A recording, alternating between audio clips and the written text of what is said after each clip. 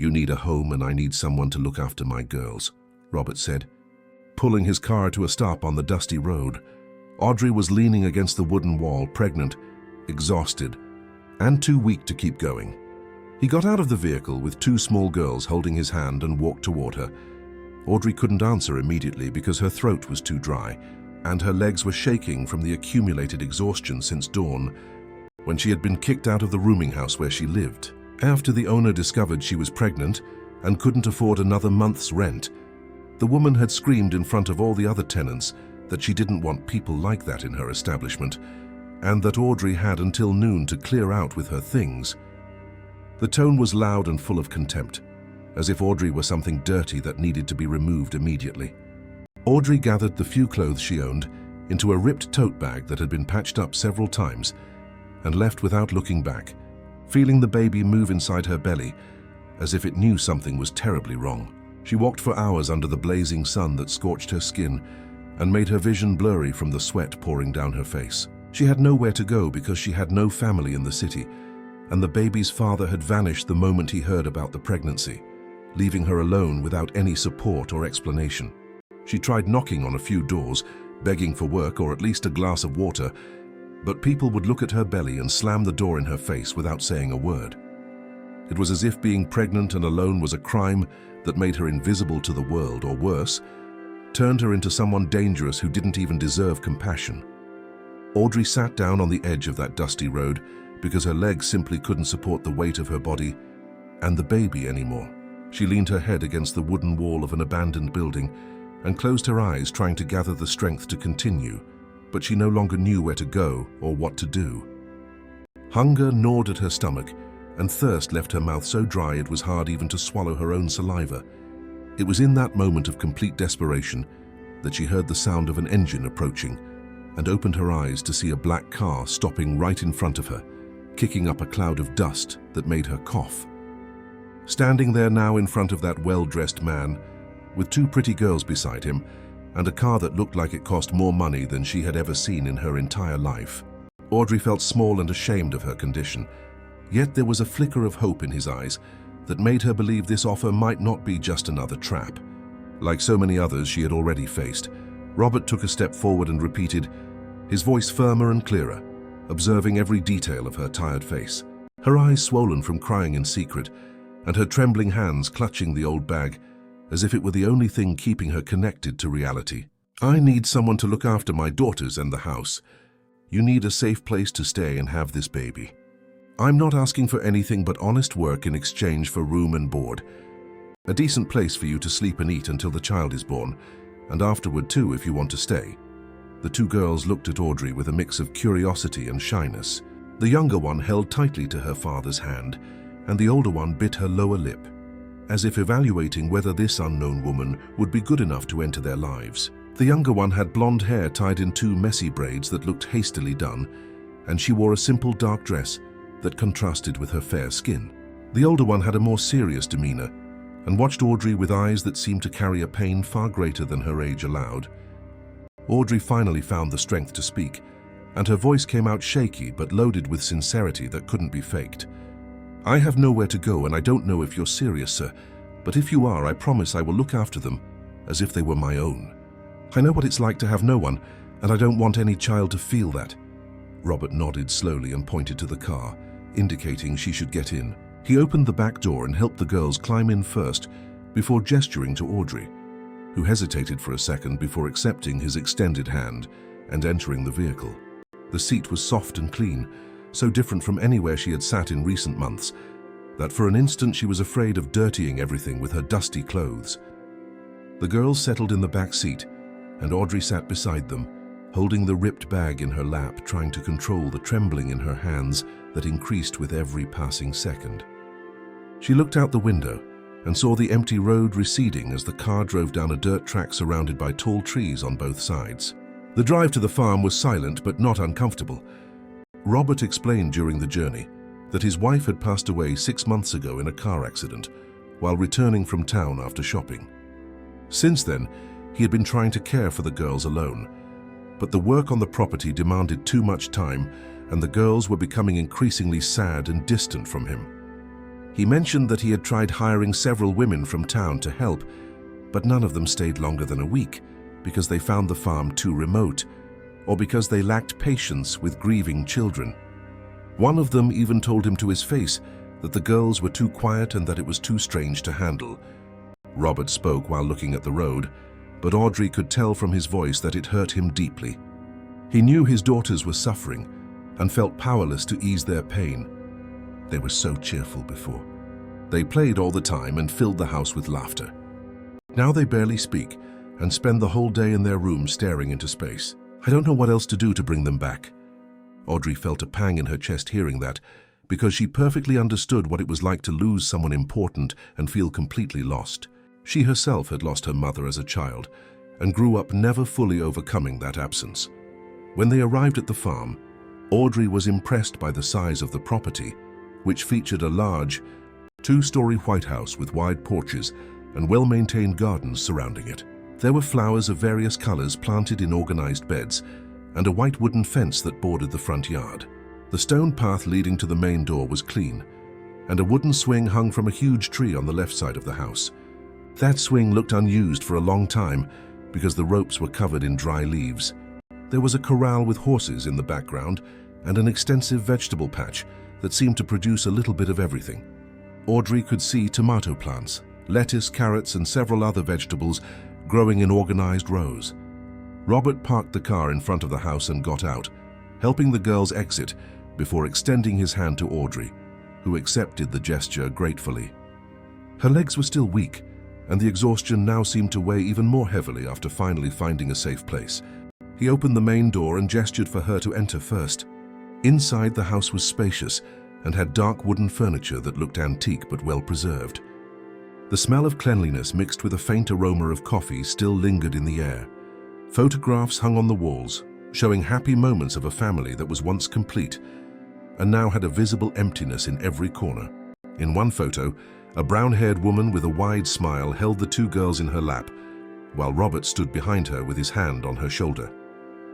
They all looked so happy that it was impossible to imagine that joy had been interrupted so brutally. The living room had a large beige fabric sofa and a coffee table with some stacked magazines. The television was off and covered by a thin layer of dust as if no one had turned it on for weeks. "I'll show you the room where you'll be staying, and then we can discuss your responsibilities," Robert said, climbing the wooden staircase that creaked slightly with each step.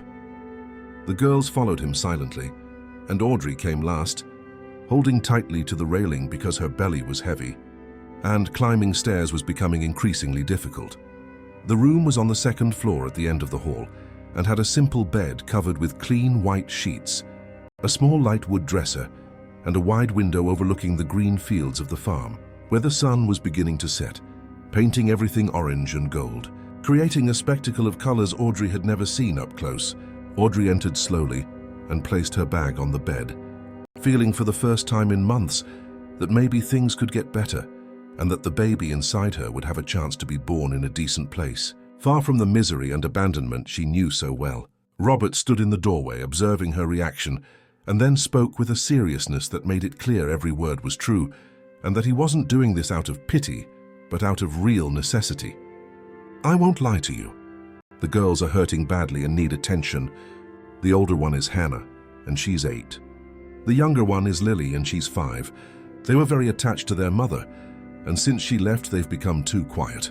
They don't play like they used to, and they barely talk to me or anyone else. I need you to be patient with them, but also firm, because they need structure and someone to show them that life goes on even after pain." Audrey listened to every word and felt the weight of the responsibility fall onto her shoulders, but instead of backing down, she nodded with determination. She knew this was the chance she needed to start over and give her child a better life than she had.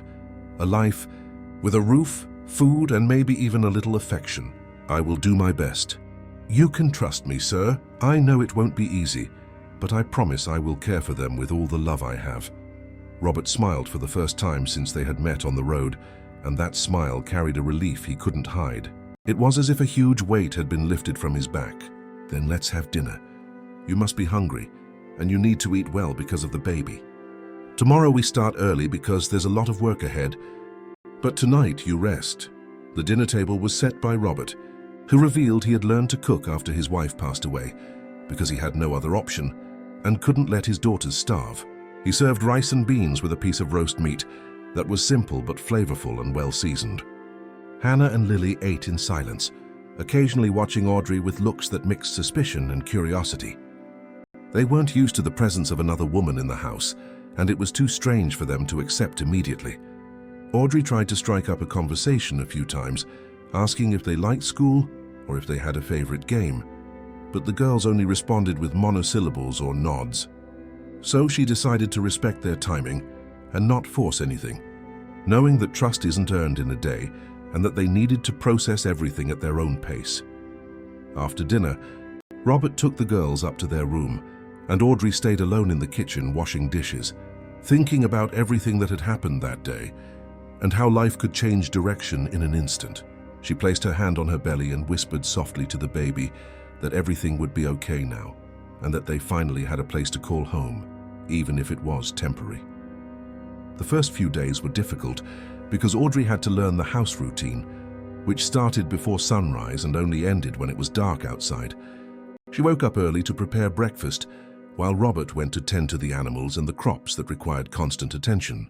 The girls came down for breakfast, always in silence, and then returned to their room where they spent hours locked inside without making any noise. Audrey knocked on the door a few times, offering help with schoolwork or suggesting an activity, but they always politely refused, saying they were fine. She cleaned the entire house every day, swept the floors, dusted the furniture, washed the clothes, and tended to the garden when she had spare time. The work was heavy, and her increasingly large belly made everything harder, but she didn't complain because she knew she was in a safe place, and that was more than she could have asked for. Robert watched everything from a distance and saw the effort Audrey was making to integrate into the house and earn the trust of his daughters, who remained distant and closed off. One afternoon, he returned early from the field and found Audrey sitting on the porch with trembling hands, holding a glass of water. She was pale and sweating cold. "Are you okay?" he asked, approaching with genuine concern on his face. Audrey tried to smile, but the pain in her back was becoming unbearable. "It's just exhaustion. It will pass." Robert shook his head and said firmly, "You need to slow down. I don't want anything to happen to you or the baby because of the work. Starting today, you only do the essentials and rest the rest of the time." Audrey wanted to protest, but his expression left no room for argument, so she simply nodded, grateful to have found someone who cared about her well-being. One morning, while Audrey was preparing breakfast, Hannah walked into the kitchen and stood watching her stir the pots on the stove. The girl had eyes just like her father's and carried a sadness that didn't match her age. The silence lasted a few minutes until Hannah finally gathered the courage to speak. "Are you going to leave too?" she asked in a voice so low Audrey barely heard it. Audrey stopped what she was doing and turned to face the girl, feeling her heart clench. She understood in that moment that their resistance wasn't malice but fear of getting attached and losing again, fear of letting someone into their lives, only to face another painful goodbye. "I'm not leaving, Hannah. I promise I will stay here and look after you and your sister for as long as you need me. I won't leave you alone." Hannah stood still, looking at Audrey for a long moment, as if trying to decide whether she could believe that promise or if it was just another adult lie, saying pretty things but never following through. Her eyes were full of tears she struggled to hold back because she had learned that crying didn't change anything and only made her father sadder. Audrey slowly knelt down, holding her belly to be at the girl's height, and gently extended her hand, touching her shoulder with a gesture that tried to convey all the sincerity she felt at that moment. "I know you don't know me, and you have no reason to trust me yet, but I've also lost a lot of people in my life, and I know how much it hurts. I know what it's like to wake up every day and feel like a piece of you is missing. I won't promise to replace your mother, because no one can do that, but I promise I will be here every day, taking care of you and Lily, the way I wish someone had taken care of me when I was little and alone in the world." Hannah wiped her eyes with the back of her hand and nodded slowly before leaving the kitchen without saying anything else. But something had shifted in her gaze, and Audrey felt that perhaps this was the first crack in the wall the girls had built around themselves to avoid feeling pain again. The following days were different because Hannah started appearing in the kitchen more often, always watching Audrey work without saying much, but paying attention to every movement, every gesture, every word that came out of her mouth. She helped dry the dishes when asked, and sometimes even smiled faintly when Audrey told a funny story about things she had experienced before arriving there. Lily still remained distant and spent most of her time in the room playing alone with old dolls that had belonged to her and her sister when they were younger. Some of these dolls had tangled hair and ripped dresses because no one had the patience to properly care for them after their mother left. But occasionally, Audrey heard the sound of small footsteps in the hallway and knew the girl was hiding behind the door, watching everything from afar, trying to figure out if she could trust this strange woman who had suddenly entered their lives. Robert noticed the change in Hannah's behavior, and one night after the girls had gone to sleep, he came down to the kitchen where Audrey was still finishing organizing things for the next day. She was sitting in a chair with her hands resting on her belly, which was quite large now and seemed to weigh more every day. I don't know what you said to her, but thank you. It's been a long time since I saw Hannah with that less heavy look. She even smiled this morning when I was leaving for the field, and that hasn't happened in months. Audrey smiled tiredly and replied while drying her hands on the dish towel hanging next to the sink. I didn't do anything special. I just told her the truth and made it clear that I won't disappear. I think that's what she needed to hear. Because a child who loses someone important is afraid to get attached again. Robert pulled up a chair and sat across from her with an expression that mixed gratitude and something deeper he couldn't name at that moment. You're good with them. I noticed that from the first day, but now it's becoming clear that you genuinely care and aren't just here out of obligation or because you had nowhere else to go. Audrey felt her face flush with those words because she wasn't used to receiving compliments or recognition. Her whole life, she had been treated as if she were worthless, and now someone was telling her she made a difference. I do care, yes. They are good girls, and they deserve to be happy again. No one should carry so much sadness being so small. They stayed there talking late into the night about the girls and how the house routine was slowly changing. Robert told stories of when his wife was still alive and how different the girls were then, full of energy and always inventing new games that filled the house with noise and joy. Audrey listened attentively and felt a pang of sadness for not having known that woman, who had clearly been the center of that family. The weeks passed, and Audrey felt the baby growing inside her with increasing strength. The kicks became more intense, and sometimes they hurt so much that she had to stop what she was doing and sit down for a few minutes until the pain subsided. The baby moved mostly at night when she was trying to sleep and seemed to be doing gymnastics in there. Robert insisted she rest more, but Audrey couldn't stay still because she was afraid that if she didn't prove useful, he would change his mind and send her away. That irrational fear haunted her every night when she lay in bed and looked at the ceiling, thinking about everything that could go wrong. One afternoon, while Audrey was watering the plants on the porch, Hannah appeared holding an old book in her hands with a worn cover and pages yellowed by time. She stopped in front of Audrey and asked in a voice still shy but less distant than before, "Do you know how to read stories?" Audrey put down the watering can and wiped her hands on her clothes before answering with a genuine smile that lit up her tired face. "I do. Do you want me to read to you?" Hannah nodded and sat down on the porch step, making room for Audrey to sit beside her. It was the first time the girl had asked for something directly, and it filled Audrey's heart with a joy, mixed with responsibility, because she knew this was an important moment. That couldn't be wasted. Audrey read the story calmly, using different voices for the characters and stopping occasionally to explain a difficult word or to ask what Hannah thought would happen on the next page. The girl listened intently, her eyes glued to the colorful illustrations in the book, which showed a fantasy world very different from the harsh reality she knew. Occasionally, Hannah asked questions about what would happen next or pointed to a drawing, asking Audrey to explain that detail better. And for the first time since she had arrived at that house, Audrey felt she was truly making a difference in the lives of those children. When the story ended, Hannah sat for a few more seconds, looking at the last page as if she didn't want the moment to end, before standing up and saying softly but sincerely, "Thank you. I liked it a lot." Audrey gently held her hand before she left. "Whenever you want, I'll read it again. You can come call me anytime and I'll stop what I'm doing. The girl nodded and ran inside the house.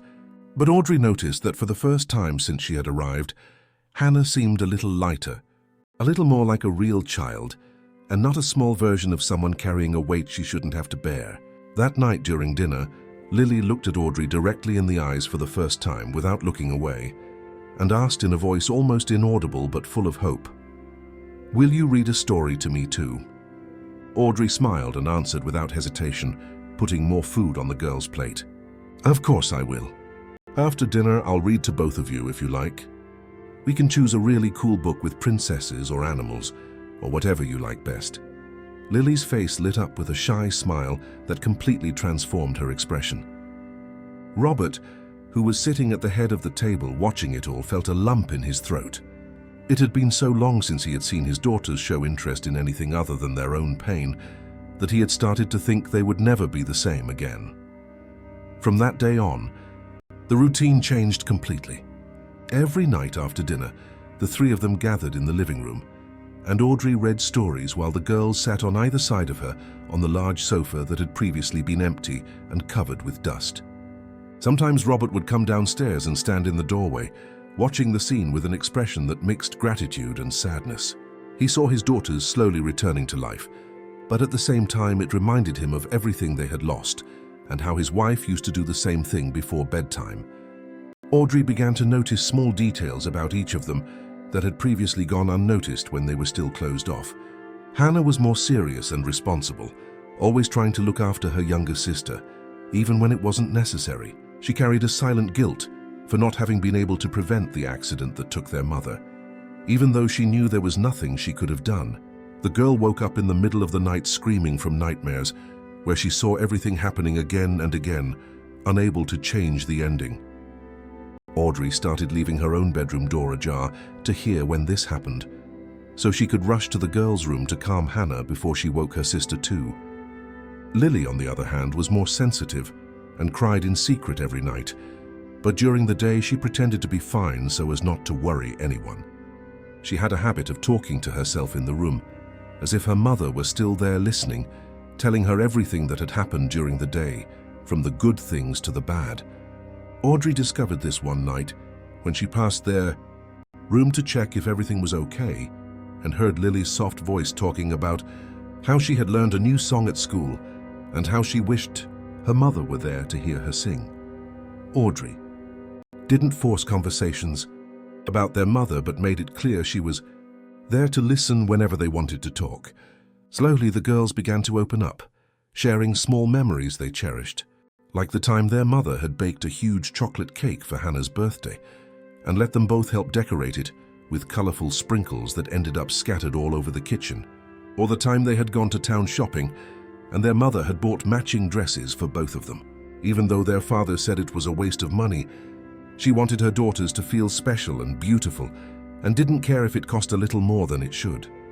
Each story was told with a mixture of joy and sadness because remembering was good, but it also hurt deeply. And Audrey learned simply to listen without trying to fix or diminish their pain, because she knew that sometimes the only thing a person needs is someone who truly listens, without judging or trying to rush the healing process. One morning, Audrey woke up feeling a sharp pain in her back that radiated to her belly, and she knew immediately that something was different. She tried to get out of bed, but her legs wouldn't obey properly, and the world spun around her, forcing her to grab the nightstand to keep from falling to the floor. She managed to reach the bedroom door, stumbling and leaning against the wall, and screamed Robert's name. He was getting ready to leave for the field when he heard the desperate call coming from upstairs. He ran up the stairs, skipping 2 steps at a time, and found Audrey pale as a sheet, holding her belly with both hands, her face contorted in pain. "The baby is coming. I think it's coming now, and it's too early. Something is wrong." Robert didn't waste time. He helped her slowly down the stairs, holding her firmly so she wouldn't fall, while shouting for Hannah to look after her sister and not leave the house until he returned. The girl appeared in the hallway, eyes wide with fear, but she nodded and took Lily's hand, leading her back to the room. Robert carefully put Audrey in the car and sped off down the dirt road toward the nearest hospital, which was almost an hour away if everything went well, but could take even longer if they encountered any problems along the way. Audrey gripped the seat tightly, trying to control her breathing the way she had seen other women do. But the pain was so intense she could barely think of anything else. The contractions were getting stronger and closer together, and she was terrified of not making it in time, and that something would go wrong. She had heard so many stories of women who had severe complications during childbirth or lost their babies on the way. "Hold on, we're almost there. You are going to be fine, and the baby will be too," Robert said, trying to sound confident, but the truth was he was terrified. He drove with sweaty hands, gripping the steering wheel so hard his knuckles turned white. The dirt road was full of potholes, and every jolt made Audrey groan in pain. She looked out the window, watching the trees rush past, and prayed softly that everything would work out. She couldn't lose this baby. It was the only good thing that had happened in her life recently. Robert drove too fast for the condition of the road, but he didn't slow down, knowing that every minute counted and that Audrey's and the baby's lives depended on getting to the hospital as quickly as possible. He glanced at her occasionally and saw her face growing paler and her lips losing color. "Take a deep breath, count to 10 and let the air out slowly. You can do this." He tried to calm her, saying everything was fine and they would arrive soon, but the truth is, he was scared too. He couldn't lose anyone else, not after everything he had already been through with the loss of his wife and the suffering of his daughters. They arrived at the hospital when Audrey could barely speak from the pain, and her whole body was shaking. Robert stopped the car at the emergency entrance and shouted for help before even turning off the engine. Nurses rushed out with a stretcher and carefully placed Audrey on it before immediately taking her to the delivery room, asking several questions about when the contractions had started and if she had lost fluid or blood on the way. Robert tried to answer everything, but he was so nervous the words came out jumbled. He stayed in the waiting room, pacing back and forth, unable to calm down while time seemed to have stopped completely. Every minute lasted an eternity, and he thought about his daughters who were left alone at home, probably scared and confused, not understanding what was happening.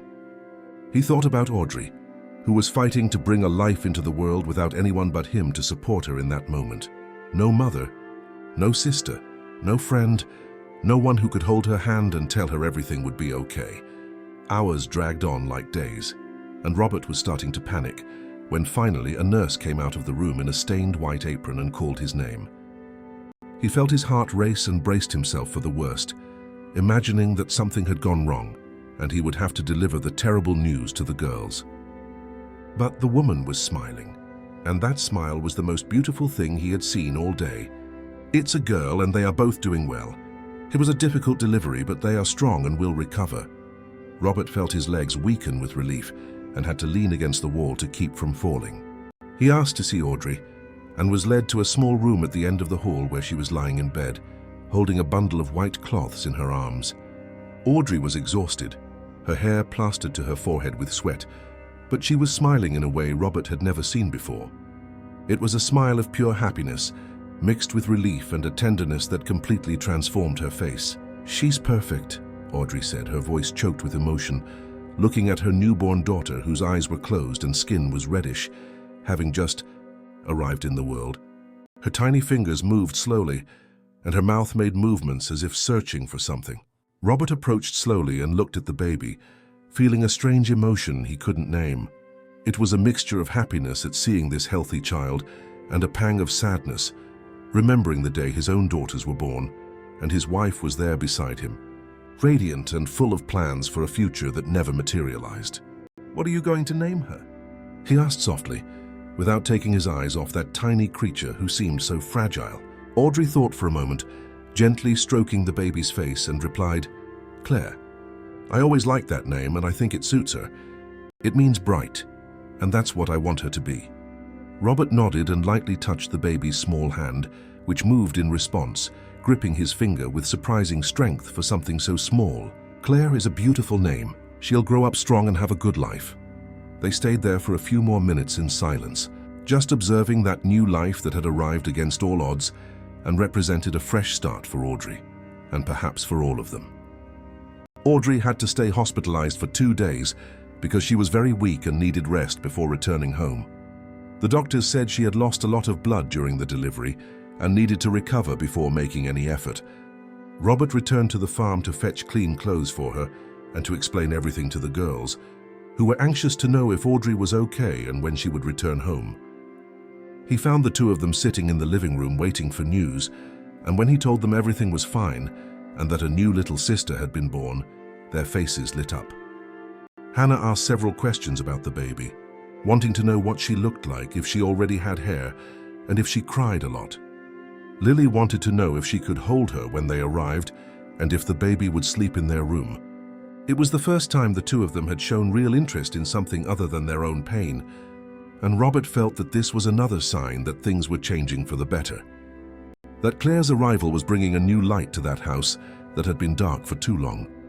When Audrey was finally discharged and returned to the farm with Claire in her arms, the girls were waiting on the porch wearing the prettiest clothes they owned. Haley was holding a bouquet of wildflowers she had picked from the field behind the house, tied with a piece of red ribbon she found in a drawer. Lily had made a colorful drawing with crayons, showing a woman holding a baby surrounded by flowers and hearts. She had put effort into every detail. The drawing was crooked, but it was bursting with love. Audrey stepped out of the car slowly, still sore all over, but her heart was overflowing with gratitude. In that moment, she realized she wasn't alone anymore. These people had become her family, even without blood ties. They had taken her in when she had nothing, and now they were welcoming her daughter as if she were their own. "She's so tiny," Haley whispered, approaching slowly to look at the baby sleeping soundly, wrapped in a light blue blanket. "Can I touch her?" Audrey nodded and bent down slightly so the girl could gently stroke Claire's head, which had a few strands of dark hair. Lily also came closer and stood on her tiptoes, trying to get a better look. Her eyes sparkled with curiosity and wonder, as if this baby was the most magical thing she had ever seen. The first few weeks with Claire were challenging. The baby woke up crying from hunger several times during the night, and Audrey barely managed to sleep more than 2 hours straight. She was terrified she wasn't doing everything right. She had never cared for a newborn before, and every cry seemed like a sign that something was terribly wrong. Claire cried when she was hungry, cried when her diaper was dirty, cried when she was too cold or too hot, and sometimes she cried for no apparent reason, leaving Audrey desperate, trying to figure out what to do. Robert helped whenever he could, bringing fresh water and checking if she needed anything. Sometimes he would hold the baby and walk around the house, rocking her while Audrey took a shower or grabbed a quick bite. Haley also offered to help and stayed by Audrey's side, watching how she changed diapers and rocked her little sister to sleep. The girl learned fast and soon could do a few things on her own, like warming up a bottle or folding the baby's clean clothes. Lily was jealous at first because she thought Audrey wouldn't have time for her anymore and that her little sister had stolen all the attention. She would sulk in the corner and refuse to help with anything related to the baby. Audrey noticed Lily's behavior and talked to her, explaining that there was room for everyone in her heart and that having a baby in the house didn't mean she would be forgotten or loved less. She asked Lily to help with small tasks, like fetching diapers or holding the pacifier, and gradually the girl began to understand that she could be part of it too. One night, while Audrey was rocking Claire, trying to get her to sleep after a crying fit that lasted almost an hour, Haley slipped into the room quietly and sat on the bed watching them with a serene expression.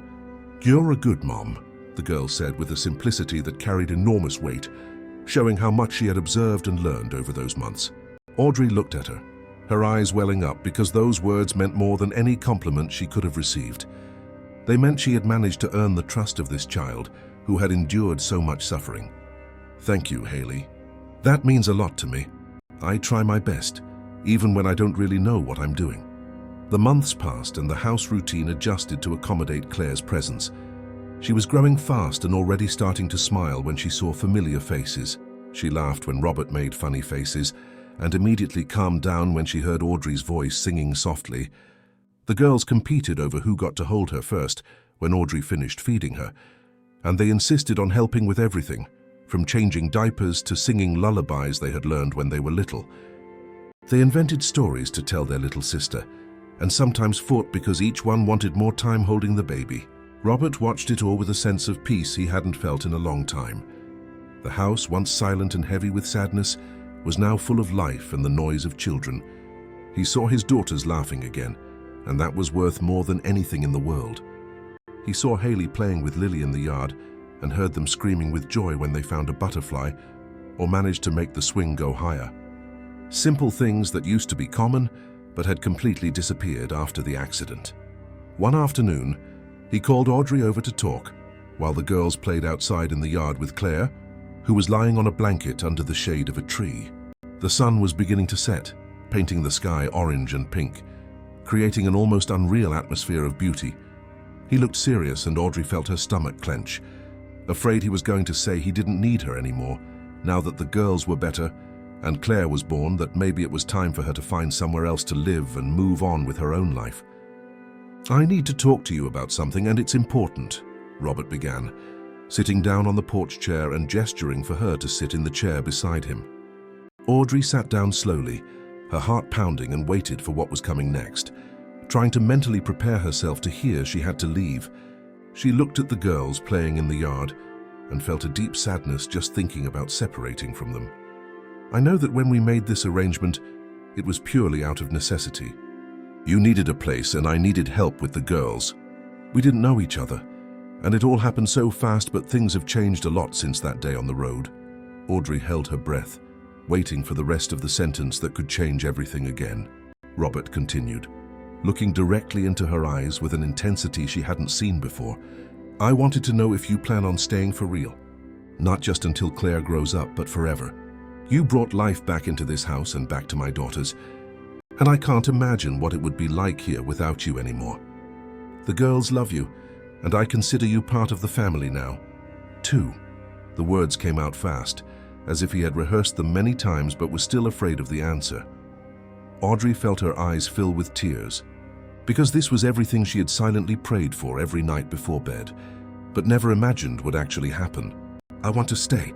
There is nowhere else in the world I would rather be than here with you all. But I don't want to just be the housekeeper or someone who is here out of charity. I truly want to be part of this."